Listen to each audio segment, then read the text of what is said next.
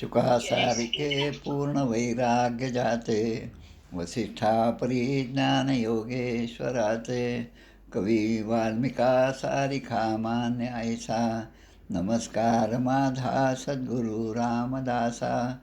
मला वाटते अंतरी त्वा वसावे, तुझ्या दासबोधासी त्वा बोध व्हावे. अपत्या परी पाववी प्रेमग्रासा, महाराज या सद्गुरु रामदासा. जय जय रघुवीर समर्थ. श्रीकृष्ण गोविंद हरे मुरारे. हे नाथ नारायण वासुदेव, प्रद्युम्न दामोदर विश्वनाथ. मुकुंद विष्णोर्भगवन् नमस्ते, नारायणं नमस्कृत्यं नरं चैव नरोत्तमं. देवीं सरस्वतीं व्यासं ततो जयमुदीरयेत्. सच्चिदानन्दरूपाय विश्वोत्पत्त्यादिहेतवे, तापत्रयविनाशाय श्रीकृष्णाय वयं नमः.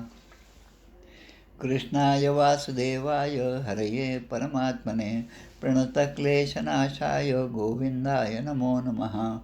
वसुदेवसुतं देवं कंसचाणूरमर्दनं, देवकी परमानन्दं कृष्णं वन्दे जगद्गुरुं. कृष्णकमलपत्राक्षं पुण्यश्रवणकीर्तनं, वासुदेवं जगद्योनिं नौमि नारायणं हरिं. कृष्ण कृष्णेति कृष्णेति यो मां स्मरति नित्यशः, जलं भित्वा यथा पद्मं संसाराद् उद्धराम्यहं. कृष्णाय वासुदेवाय देवकीनन्दनाय च, नन्दगोपकुमाराय गोविन्दाय नमो नमः. नमः पङ्कजनाभाय नमः पङ्कजमालिने, नमः पङ्कजनेत्राय नमस्ते पङ्कजाङ्घ्रे. गोपाल कृष्ण भगवान की जय. श्री भगवान वाच, ज्ञानं परमगुह्यं मे यद्विज्ञानसमन्वितं, सरहस्यं तदङ्गं च गृहाणगदितं मया. यावानहं यथा भावो यद्रूपगुणकर्मकः, तथैव तत्त्वविज्ञानम् अस्तु ते मदनुग्रहात्. अहमेवासमेवाग्रे नान्यं द्यज्यत सत्परं, पश्चादहं यदेतच्च योऽवशिष्येत सोऽस्म्यहम्. वृत्तेर्थं यत् प्रतीयेत् न प्रतीयेच्चात्मनि, तद्विद्यादात्मनो मायां यथा भासो यथा तमः. यथा महान्ति भूतानि भूतेषु चावचेष्वनो, प्रविष्टानि प्रविष्टानि तथा तेषु न तेष्वहम्. एतावदेव जिज्ञासं तत्त्वजिज्ञासुनात्मनः, अन्वयव्यतिरेकाभ्यां यत् स्यात् सर्वत्र सर्वदा.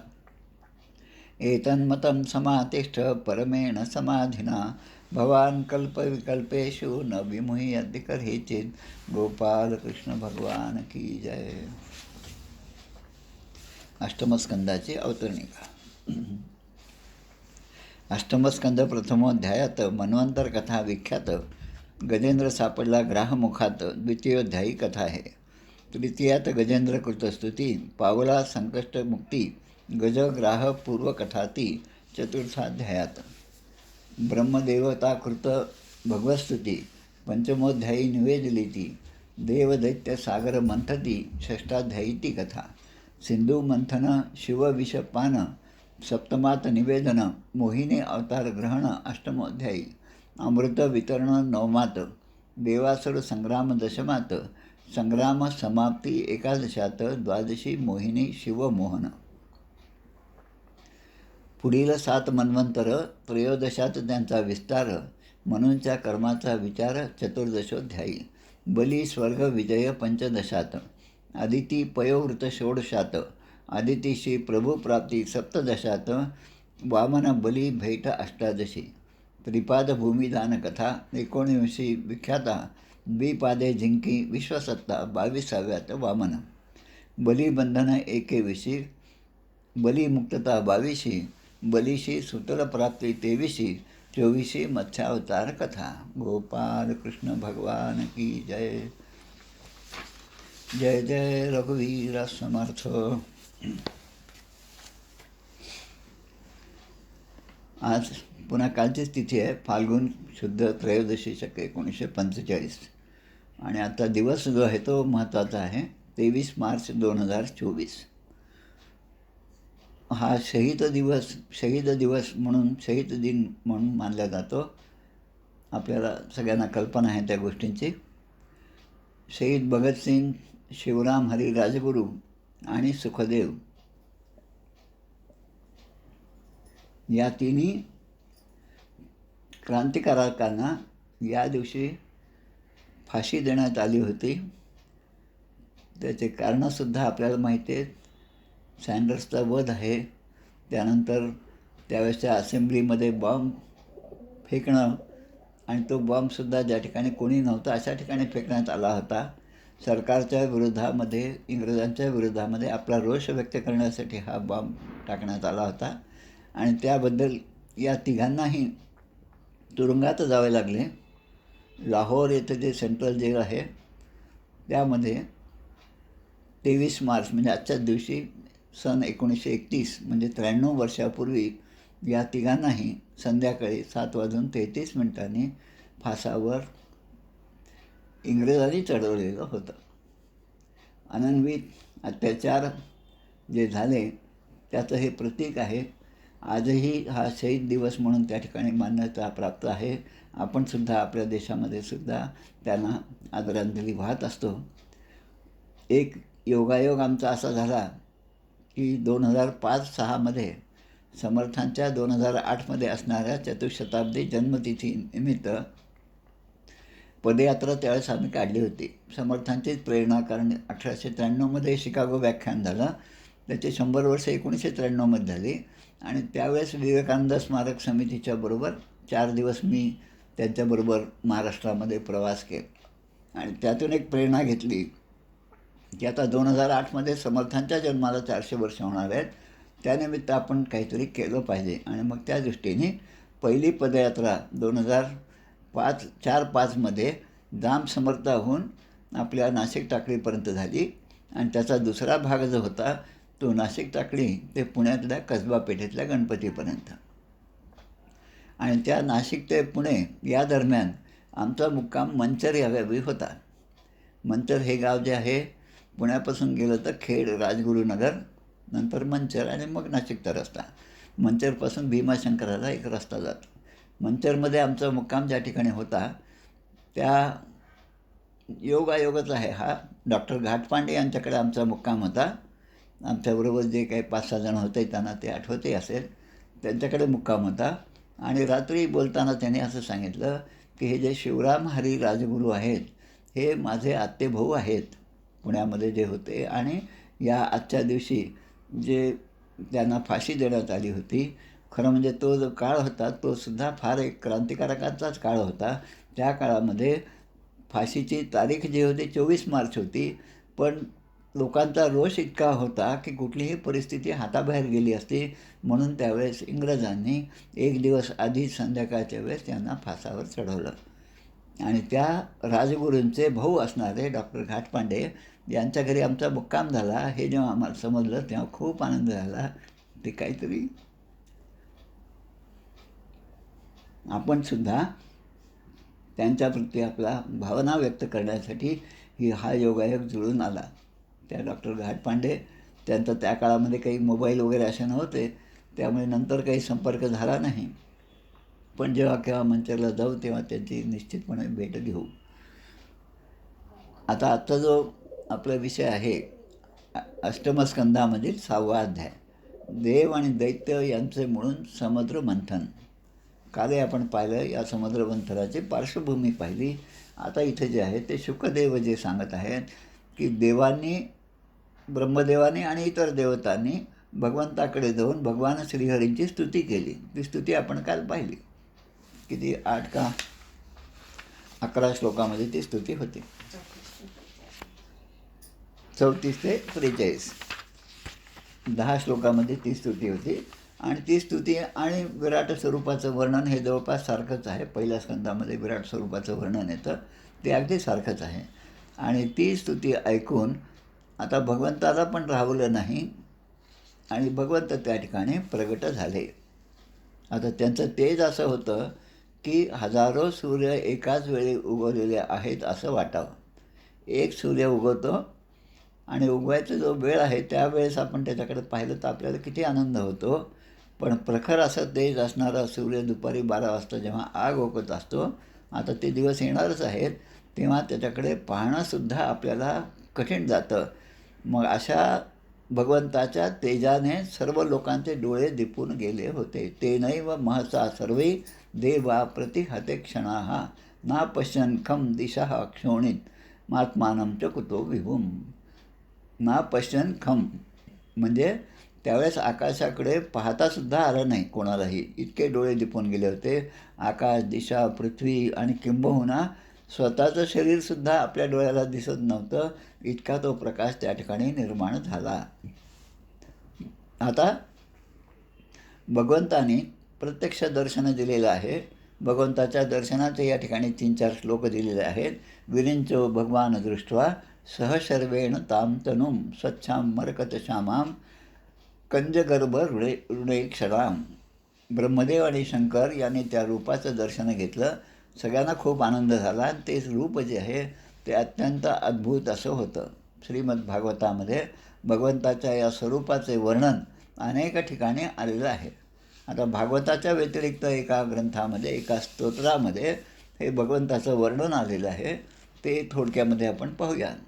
त्या पोथीचं नाव आहे श्री व्यंकटेश स्तोत्र, देवीदासकृत.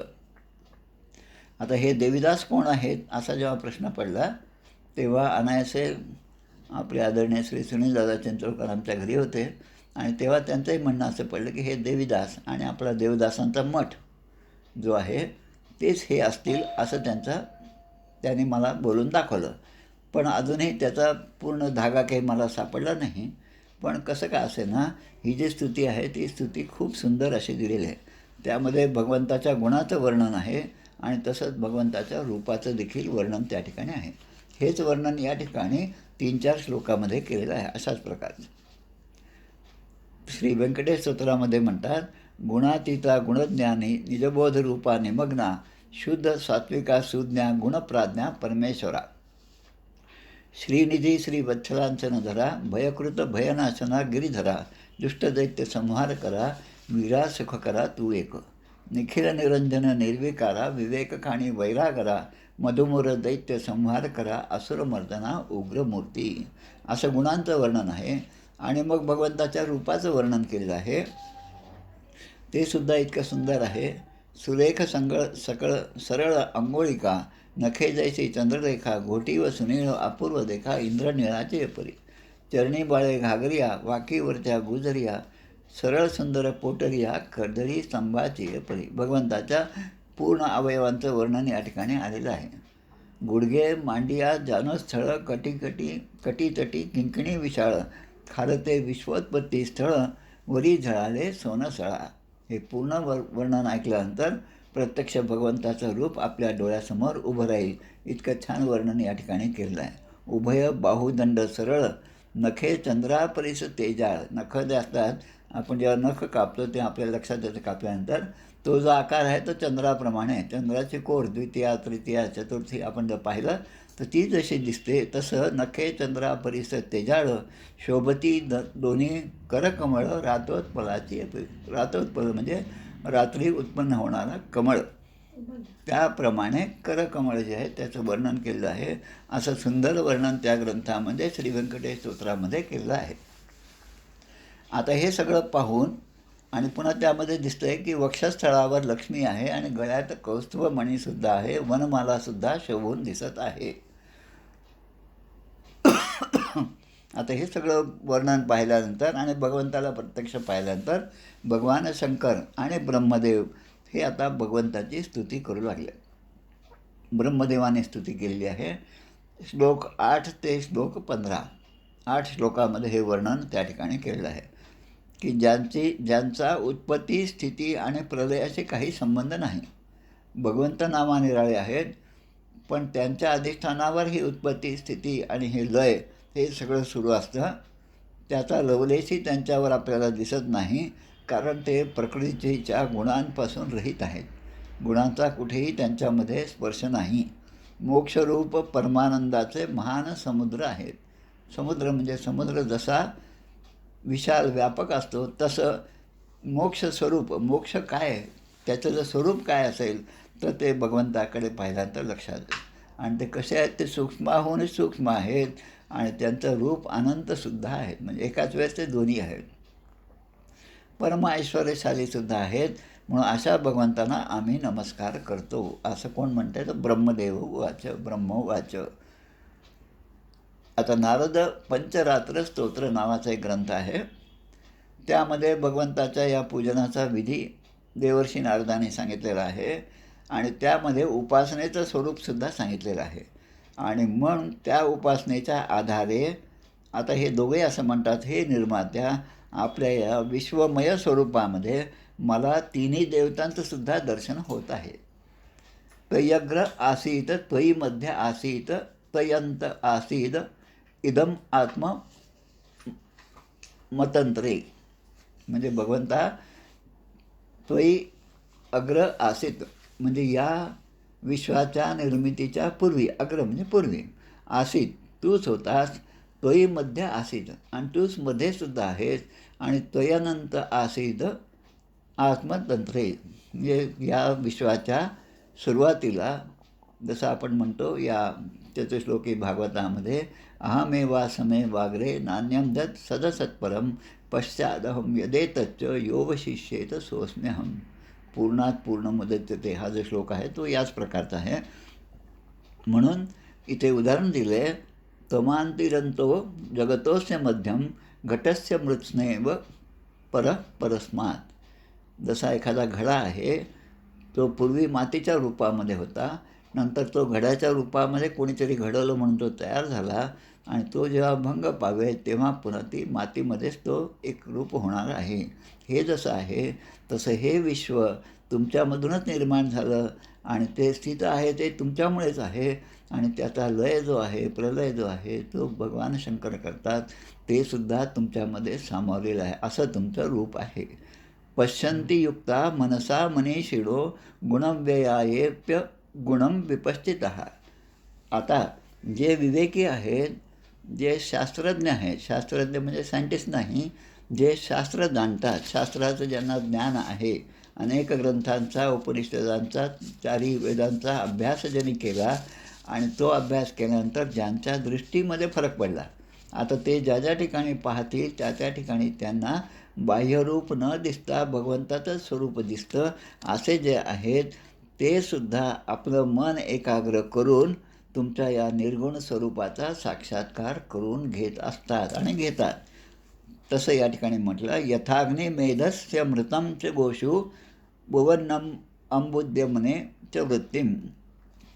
जसं लाकडामध्ये अग्नी आहे पण तो प्रगट झालेला नसतो, त्याला प्रगट व्हावं लागतं किंवा आपल्याला ते करावं लागतं.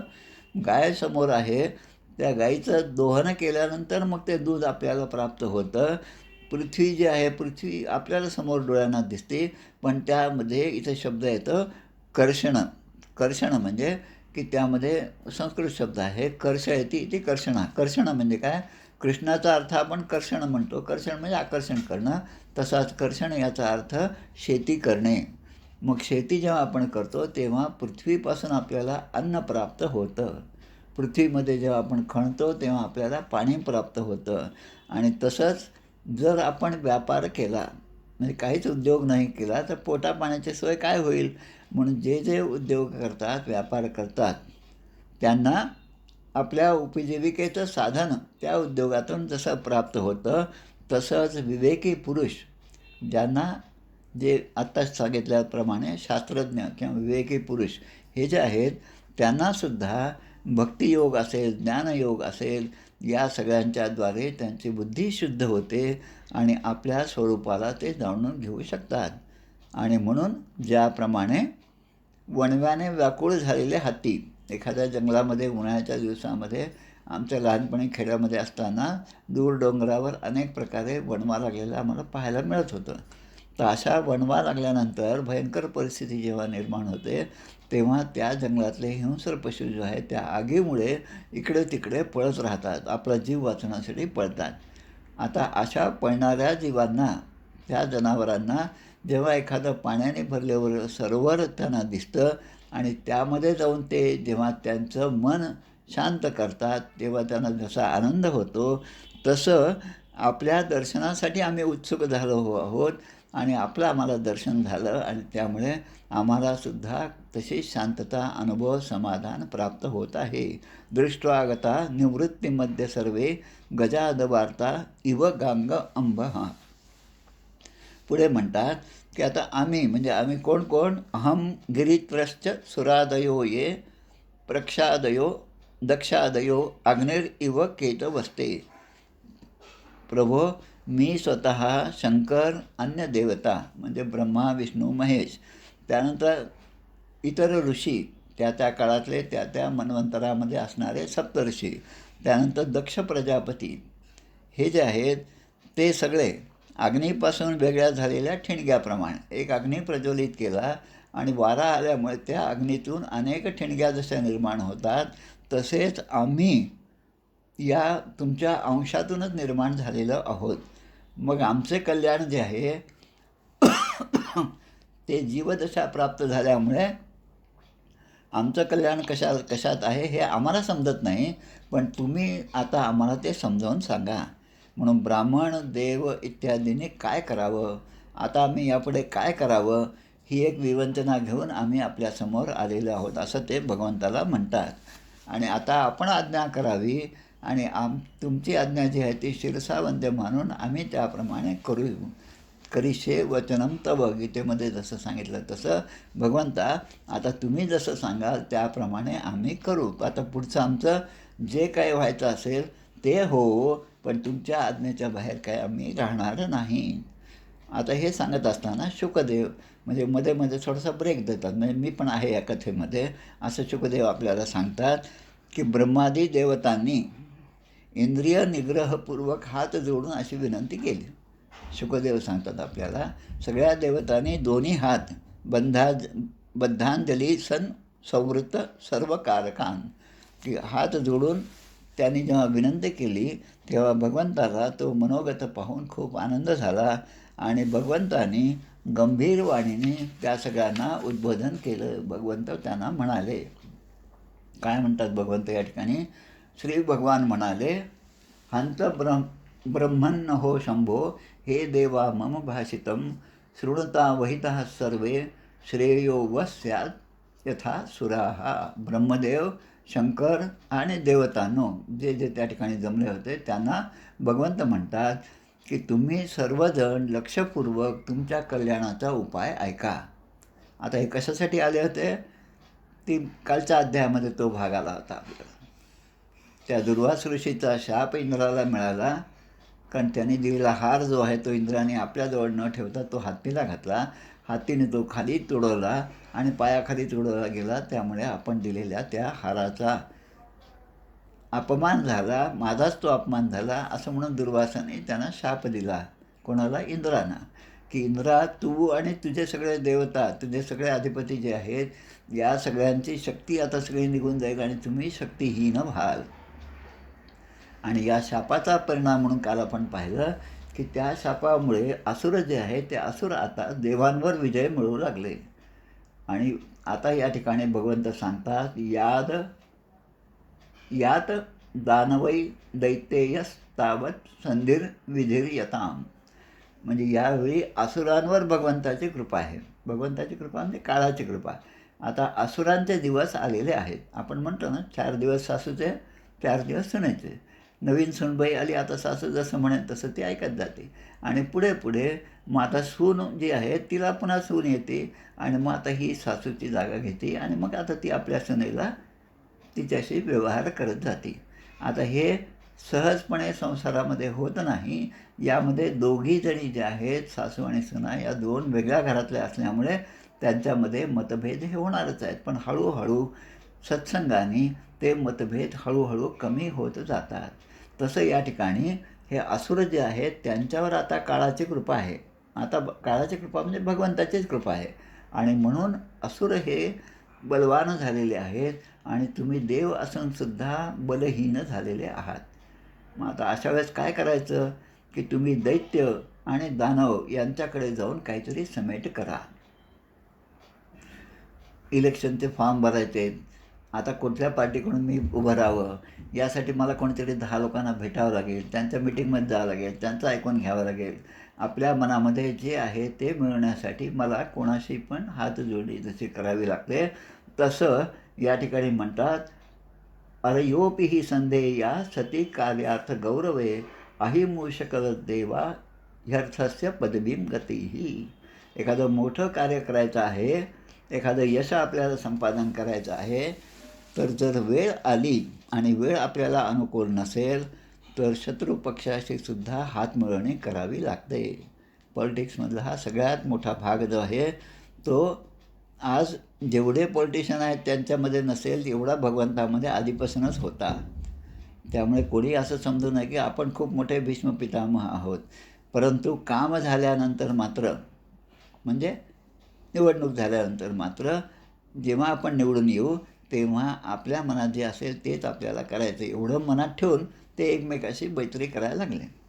तसं आता याला उदाहरण दिलं या ठिकाणी, अहि मूषकवत देवा ह्यर्थस्य पदवीं गतैही.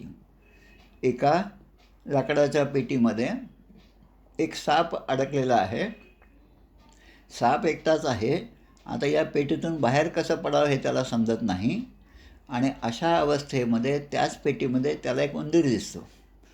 आता एरवी बाहेर असताना जर सापाला उंदीर दिसला असता तर सापाने त्याला गिळून टाकला असता. पण आता ते म्हणतात की आता वेळ आपली नाही आहे, साप म्हणतो, आणि म्हणून हा जो उंदीर आहे त्याच्याशीच मैत्री मला केली पाहिजे. आणि म्हणून तो त्या उंदराशी मैत्री करतो आणि थोडा काळ गेल्यानंतर तो उंदीर एकाच्या पेटीमध्येच असणाऱ्या छिद्रातून बिळातून बाहेर निघून जातो. आता हे चाणाक्ष सापाने पाहिल्यामुळे त्या सापाच्या लक्षात येतं की अरे इथून आपल्याला बाहेर पडण्याचा मार्ग आहे, आणि तो सुद्धा बाहेर पडतो. इथपर्यंत ठीक आहे. पण आता त्याच्या मनात जे पूर्वी होतं, हा जो उंदीर बाहेर भेटला असता तर मी त्याला खाल्लं असतं, तर ही पुन्हा या विचारांची जागृती बाहेर आल्यावर होती आणि मग लगेच तो साप त्या उंदराला खाऊन घेतो. हे जसं आहे तसं वेळ न लावता तुम्ही आता त्या दैत्यांशी मैत्री करा, सख्य करा आणि अमृत काढण्याचा प्रयत्न करा. आपल्याला काय पाहिजे तर ते अमृत पाहिजे, आणि ते अमृत मिळवण्यासाठी तुम्ही आता दैत्यांशी सख्य करा. क्षिप्त्वा क्षीरो दधौ सर्वा विरुद्ध तृणलतौषधी मंथानं मंदरं कृत्वा नेत्रं कृत्वा तु वासुकीम. 3-4 गोष्टी या ठिकाणी दिल्या. आता क्षीरसागरामध्ये, एवढ्या मोठ्या सागरामध्ये सर्व प्रकारचे गवत, औषधी वनस्पती, वेली हे सगळं टाका. आपण सुद्धा घरामध्ये दही असेल तर दह्याचं ताक करायचं, लगेच मिक्सरमध्ये टाकतो आणि फिरवतो, पण त्याला तेवढी चव येत नाही. आता ती चव यावं यासाठी आधी आंबट आहे का पाहतो, आंबट असेल तर साखर टाकतो. ते सगळं झाल्यानंतर चव पण आली पाहिजे, दिसलं पण चांगलं पाहिजे, थोडं कोथिंबीर टाका, 2 लसणाच्या कांड्या टाका, असं करून त्यामध्ये चव निर्माण करतो. अनेक गोष्टी त्यामध्ये टाकतो आणि ते ट्रान्सपरंट असल्यामुळे ते मिक्सरचं भांडं जे आहे त्याच्यामध्ये आपण टाकलेल्या गोष्टी तळाशी गेलेल्या असतात. पण जेव्हा विद्युतच्या साधनेने आपण ते मिक्सर फिरवतो तेव्हा तळाशी गेलेल्या सगळ्या गोष्टी जेव्हा वर येतात आणि एक चांगलं असं मिश्रण तयार होतं आणि मग हळूहळू त्यामधनं चांगल्या गोष्टी वर येऊ लागतात. हे जसं आहे तेच समुद्रमंथन या ठिकाणी घडलेलं आहे. म्हणून त्या ठिकाणी सगळ्या गोष्टी आणून टाकल्या. आता हे मिक्सर म्हणजे आपलं मिक्सर म्हणजे एवढंसं लिमिटेड आहे. आता ते मिक्सर म्हणजे कसं असेल, त्या समुद्रामध्ये, त्या क्षीरसागरामध्ये मंथन करायचं असेल तर कुठलं मंदराचल पाहिजे, रवी काय पाहिजे तर मंदराचलाचा रवी जो आहे तो मंदराचल. आता मंदराचल हा मोठा पर्वत आहे आणि तो पर्वत आता या ठिकाणी आपल्याला समुद्रामध्ये आणला पाहिजे. आता आपल्या घरामध्ये पहा, जेव्हा धान्य घ्यायची वेळ होते तेव्हा 1-2 पोते आपल्याकडे येतात आणि ते माणसं आणणारी काय सहजपणे ते पोतं 100 किलोचं आणून आपल्या दाराशी ठेवतात. आपण त्यांना सांगतो, पैसे देऊन टाकतो, ठीक आहे आता आम्ही नेतो घरामध्ये. आता आम्ही नेतो म्हटल्यानंतर घरातली जे काय 2-3 माणसं असतील ते 100 किलोचं पोतं उचलायचा प्रयत्न करतात. खूप प्रयत्न करून ते थोडंसं हलतं आणि हलत असताना मध्येच आपण एकदम ओरडतो, अरे माझ्या पायावर बसला, ते पोतं माझ्या पायाकडे तुम्ही सरकव, माझा पाय अडकला.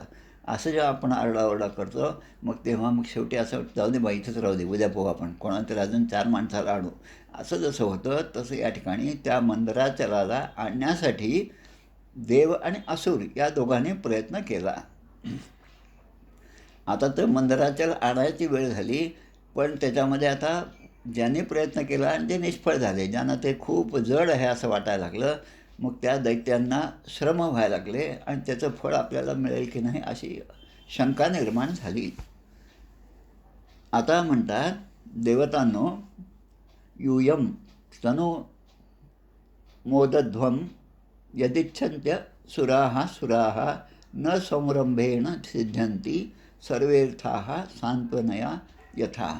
देवांनो, तुम्ही असुरांचे सगळे म्हणणं मान्य करा, हे मुख्य सांगितलं देवाने, आणि सामोपचाराने जसे कर्म होत जातील तसे तसे तुम्ही करा, आणि क्रोधाने ह्या गोष्टी होणार नाहीत म्हणून थोडंसं सामोपचाराने घ्या, असं भगवंताचं सांगणं. आता ते म्हणतात, भगवंताने आधीच सांगून ठेवलं पुढच्या गोष्टी काही होणार, की हे होत असताना एखादं काळकूट विषज आहे ते सुद्धा यातून निर्माण होऊ शकतं. पण ते निर्माण झालं म्हणून देवतांना सांगतात की तुम्ही अजिबात घाबरू नका, कारण माझ्यावर विश्वास ठेवा. देवाचे इच्छेने वर्तावे, देव करील ते मानावे, मग सहजची स्वभावे कृपाळू देव. तसं इच्छाही धरू नका आणि ती पूर्ण झाली म्हणून एकमेकावर चिडू नका. म्हणजे सगळ्यांनी एकजुटीने प्रयत्न करणं हे जेवढं महत्त्वाचं आहे, तेवढं शत्रुपक्षाशी सुद्धा कमीपणा घेऊन आपण ती वेळ आपण मारून नेली पाहिजे. कमीपणा कशासाठी? आणि देव हे सुद्धा सांगतात की त्या शत्रुपक्षामध्ये गेल्यानंतर आम्ही देव आहोत, आम्ही असं करू शकतो, आम्ही तसं करू शकतो, आम्ही पूर्वी हे केलं, असा आपला मोठेपणा अजिबात मिरवू नका, हे पण त्या ठिकाणी सांगितलं. असा सुद्धा या ठिकाणी श्लोक आहे. आता हे झाल्यावर शुकदेव आपल्याला सांगतात की हे सगळं झाल्यानंतर तेषाम अंतर्धे राजस्वन स्वच्छंद गतीश्वर भगवान पुरुषोत्तम जे आहे ते या सगळ्या देवतांच्या समोर अंतर्धान पावले. आणि भगवान पुरुषोत्तम गेल्यानंतर ब्रह्मदेव आणि शंकर हे सुद्धा त्या ठिकाणी भगवंताला नमस्कार करून आपापल्या लोकी निघून गेले. आता तिथे कोण उरलं? तर फक्त इंद्र, देवता आणि तिकडचे दैत्य ते त्यांच्या ठिकाणी होते. आता पुढे काय? दृष्ट्वा अरिन. आता याने काय केलं की आता सगळे देव आपल्या सगळ्या इतर देवांना बरोबर घेतला आणि भगवंताच्या सांगण्याप्रमाणे दैत्यांच्या सेनापतीकडे हे निघाले. आणि समेत घडवायचं आणि विरोधाची वेळ जाणणाऱ्या पुण्यश्लोक दैत्यराज बळीने आता बलिराजाकडे गेले. आता दैत्यांचा राजा बली आहे. आता बलिराजाकडे हे सगळेजण गेले आणि तेव्हा त्या बलिराजा जो सिंहासनावर बसलेला होता, असुर सेनापती होता, आणि तो आपल्या सिंहासनावर जिथे होता तसाच बसला. आणि त्याला हे दिसलं की सगळे देव माझ्याकडे आलेले आहेत आणि शस्त्रास्त्रे न घेता, हातामध्ये काही शस्त्र नाही आणि देव आपल्याकडे, आता शत्रू आपल्याकडे आलेला आहे, हातात शस्त्र नाही, म्हणजे काहीतरी समझोता करण्यासाठी आलेला आहे. महेंद्र लक्षण या वाचा सांत्वयित्वा महामतीम अभ्यभाषत तत्सर्व शिक्षितम पुरुषोत्तमात. पुरुषोत्तमात म्हणजे सप्तमी विभक्ती आहे. पुरुषोत्तमापासून, पुरुषोत्तमात म्हणजे सप्तमी विभक्ती, पुरुषोत्तमापासून शिकलेलं आहे. भगवंतांनी आम्हाला दर्शन देऊन ज्या गोष्टी सांगितल्या की आता आपल्याला संधी करायची आहे, त्यामुळे आपलं म्हणणं थोडंसं बाजूला ठेवावं लागेल, हे आता त्यांच्या लक्षात आलं. आणि मग बुद्धिमान इंद्राने, आता इथे मात्र इंद्राला बुद्धिमान म्हटलेलं आहे. सगळ्या अध्यात्मामध्ये आपण पाहतो बऱ्याच ठिकाणी इंद्रच चुकलेला असतो आणि त्यामुळे देवतांनासुद्धा ते उपभोगाला किंवा त्याचा काय म्हणतात त्याला भोग भोगावा लागतो इतरांनासुद्धा.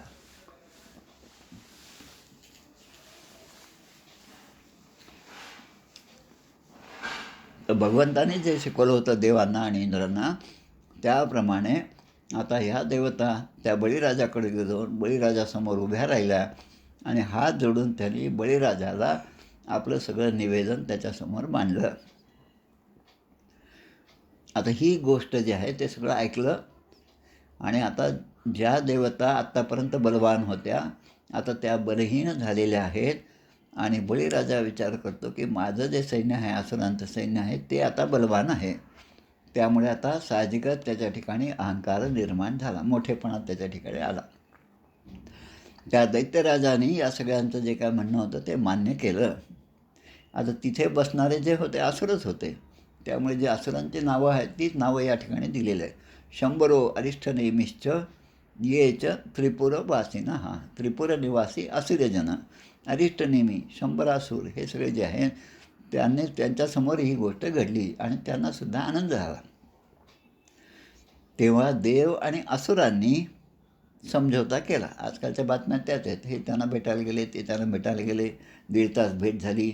बाहेर आल्यावर लगेच तुमचं काय बोलणं झालं, काय समाचार झाला, तुम्ही काय ठरवलं, असं सगळे जसे पत्रकार विचारतात तसं या ठिकाणी घडलेलं आहे.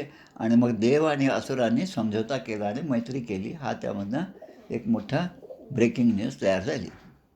आता ते म्हणतात, परीक्षिता, हे सगळं मिळून काय झालं तर अमृत मंथनासाठी दोघांची आता तयारी झाली.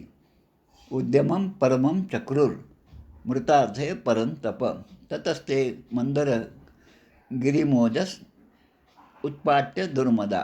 उत्पाट्य म्हणजे उपटला. आता मंदराचल आणल्याशिवाय या ठिकाणी समुद्रमंथन होणार नाही हे एकदा ठरलं.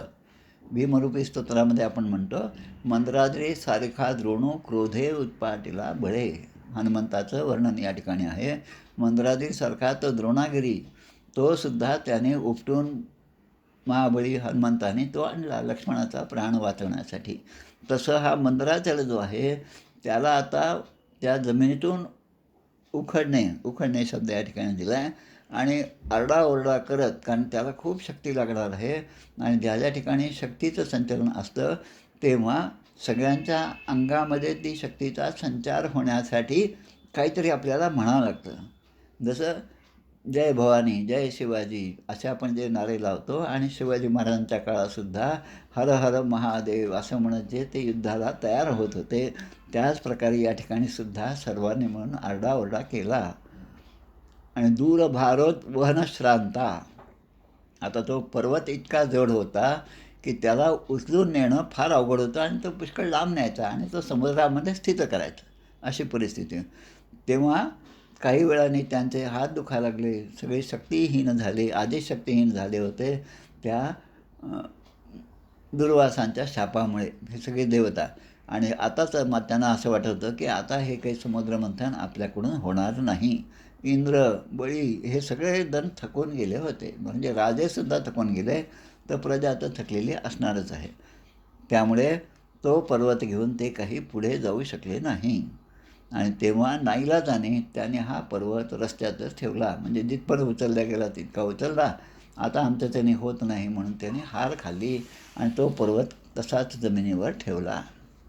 आता हाच प्रसंग इतर पोथ्यांमध्ये सुद्धा येतो, आपल्या श्री गुरुचरित्रामध्ये सुद्धा येतो. माझ्या माहितीप्रमाणे गुरुचरित्राच्या 6व्या-7व्या अध्यायामध्ये ही कथा येते.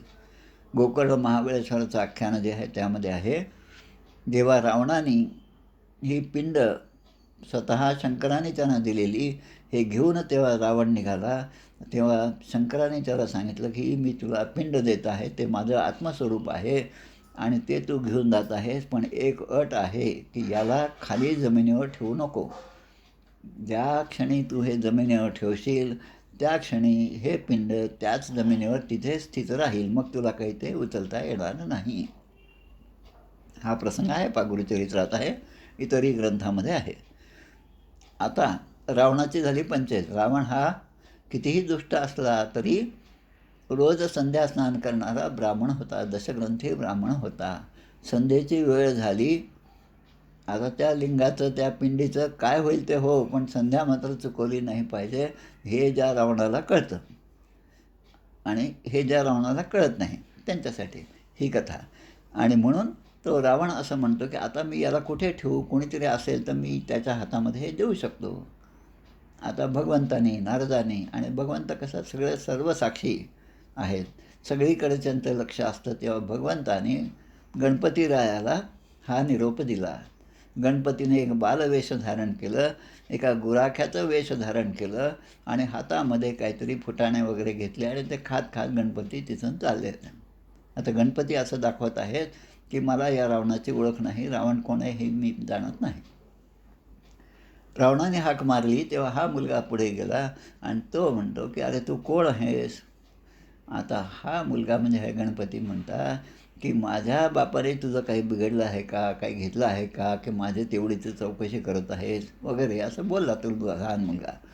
अनोळखी माणसाची जसं बोलतात तसं तो पण बोलला. तेव्हा तो म्हणतो, नाही नाही, मला आता संध्या करायची, हे पिंड जे आहे, हे लिंग जे आहे ते तोपर्यंत तू तुझ्या हातात पकड, आणि माझी संध्या झाली, 3 अर्घ्य झाले की मी लगेच येऊन ते माझ्या हातात घेईल आणि मग पुढे मार्गक्रमण होईल. ते त्याच्याकडे दिलं आणि रावण तिकडे गेला 3 अर्घ्य होईपर्यंत, आणि याने सांगितलं की बाबा मी 3 म्हणेपर्यंत तू आला पाहिजे, नाही आलास तर मी खाली ठेवून देतो. झालं असं की ते 3 म्हणेपर्यंत रावण काही त्याच्याकडे पोहोचू शकला नाही आणि त्या गणपतीने ते खाली ठेवलं. हेच आजचं गोकर्ण महाबळेश्वर आहे. सातारा जिल्ह्यातलं महाबळेश्वर आहे ते वेगळं आहे, आणि कर्नाटकातलं जे आहे गोकर्ण महाबळेश्वर. तर तसं या ठिकाणी झालं. हा मंदराचल जो होता तो इतका जड होता की तो खाली ठेवावा लागला. आता भगवंत हे सगळ्याचे साक्षी असल्यामुळे त्यांनी तो मंदराचल जेव्हा खाली ठेवण्यात आला तेव्हासुद्धा त्याच्या खाली पुष्कळसे देव आणि दानवांचा चक्काचूर झाला. जसं मगाशी म्हटलं, साधं पोतं हलवतानासुद्धा आपले बोटं, आपले पाय हे सुद्धा त्याच्या खाली जातात आणि आपण ओरडायला लागतो. तसं हा मंदराचल खाली ठेवल्यावर अनेक देव देवता असुर जे आहेत यांचासुद्धा चुराडा झाला. काही जणांचे तांस तथा भग्न मनसो म्हणजे त्यांचं मनोधैर्यसुद्धा खचून गेलं. भग्न बाहूर, उरू कंधरान, खांदे, उरू मांड्या आणि भग्न बाहू, हात पायसुद्धा तुटले, मनसुद्धा निराश झालं आणि असा उत्साह भंग पावला. हे पाहिल्यावर आता भगवंताने आपला रोल सुरू केला. आता नाटकामध्ये भगवंताची एंट्री झाली. आता भगवंत तिथे प्रगट झाले. विज्ञाय भगवानस्तत्र, विज्ञाय म्हणजे ज्ञेय म्हणजे जाणणे, विज्ञाय विशेषत्वाने त्यांना हे जाणवलं आणि त्यावेळेस ते त्या ठिकाणी प्रगट झाले. बभूव गरुडध्वजः, गुरुडावर बसून भगवंत त्या ठिकाणी प्रगट झालेले आहेत. आता हे जेव्हा प्रगट झाले तेव्हा भगवंताने पाहिलं की आता गरज काय आहे, आता मला एखाद्या ठिकाणी ॲक्सिडेंट होतो आणि त्या ठिकाणी ते NDRF वगैरे ही सगळी जेव्हा टीम पोचते तेव्हा गेल्याबरोबर जे आता मदत केल्याशिवाय या ठिकाणून त्यांचं संकट, प्राणावरचं संकट दूर होणार नाही, अशी ज्यांची परिस्थिती आहे त्यांना आधी ते उचलतात आणि त्या हॉस्पिटलमध्ये पोहोचण्याचा प्रयत्न करतात. ते झालं की मग ढिगाऱ्याखाली जे जे आहेत त्यांना वाचवण्याचा प्रयत्न करतात. हे जसं आहे तसं भगवंतानी इथं आल्याबरोबर आता भगवंताला काही फार मोठा प्रयत्न करायचा नसतो, त्याने विचार केला तरी तो प्रयत्न झालेला असतो. तसं भगवंताने आपली दृष्टी जी आहे, कृपादृष्टी जी आहे ते देव आणि असुर यांच्यावर टाकली, आणि ती टाकल्याबरोबर जे जखमी झाले होते त्यांच्या जखमासुद्धा आता नीट झाल्या. आता हा जो प्रसंग आहे तो प्रसंग आणि आपल्या रघुनाथ स्वामींचं पसरणी मठाचं जे चरित्र आहे तो लक्षात घ्या. त्यामध्ये सुद्धा अशाच प्रकारे झालेलं आहे. त्याच रामाने त्या जो मूर्तिकार होता, ज्याने रघुनाथ स्वामीनं ती मूर्ती ज्याला नकार दिला होता, त्याच्या ठिकाणी त्याला असं दिसलं स्वप्नामध्ये की अनेक प्रकारचे बाण मला लागत आहेत आणि माझं शरीर जे आहे ते सगळं त्या रक्ताने माखलेलं आहे आणि त्यातून आता बाहेर पडण्यासाठी मी काय करावं असं त्यांच्या मनामध्ये विचार होता. तेव्हा त्या ठिकाणी त्यांना ती जागृती झाली की हा जो राम आहे कोदंडधारी, तो मला आता त्या पसरणीच्या मठामध्ये जे मठपती आहेत त्यांना नेऊन द्यायचं आहे.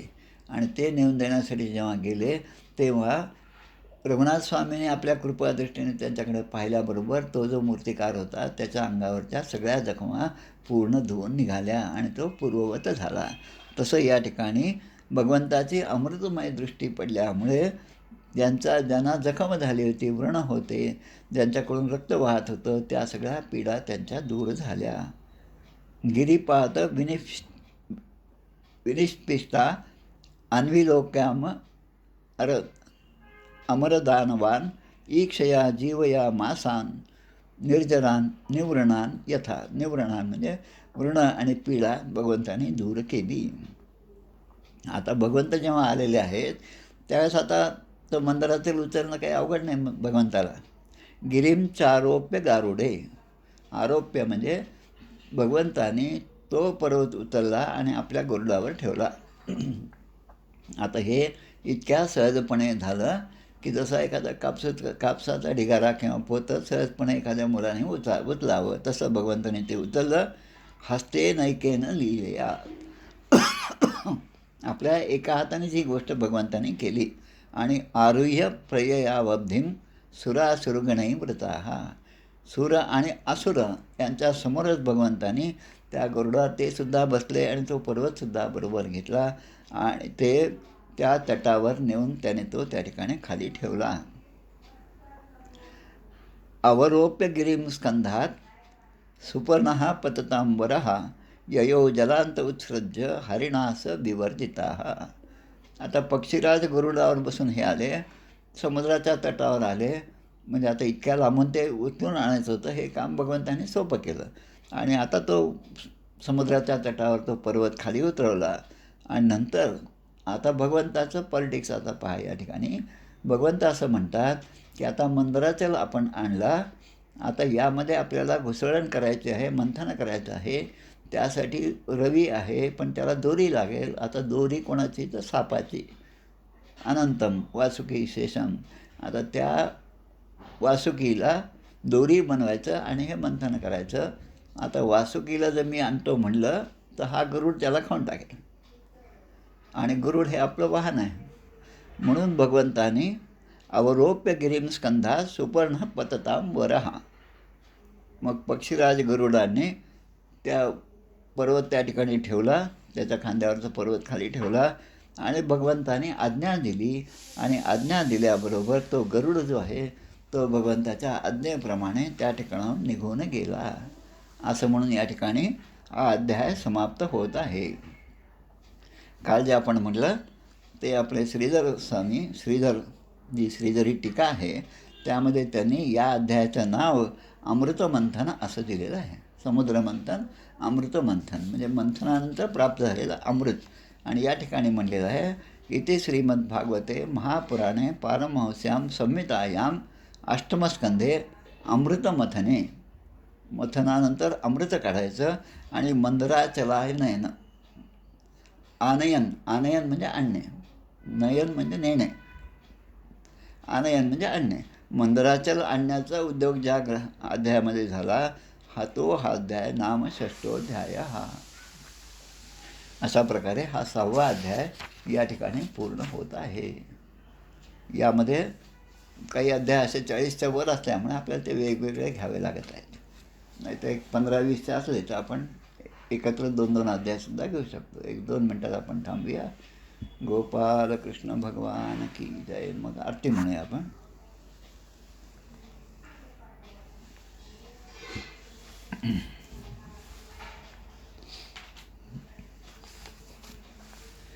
जय हो जय श्री भागवता, आरती करी तुझ भगवंता. जय हो जय श्री भागवता, आरती करी तुझ भगवंता.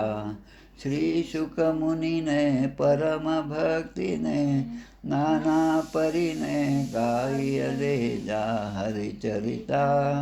आरती करी तुझ भगवंता. वेद तरुचे मधुर फळ, स्वादुरसे जे सोज्वळ. आत्मा राम मुनी अचळ, सेवुनी करीती जन सफळ.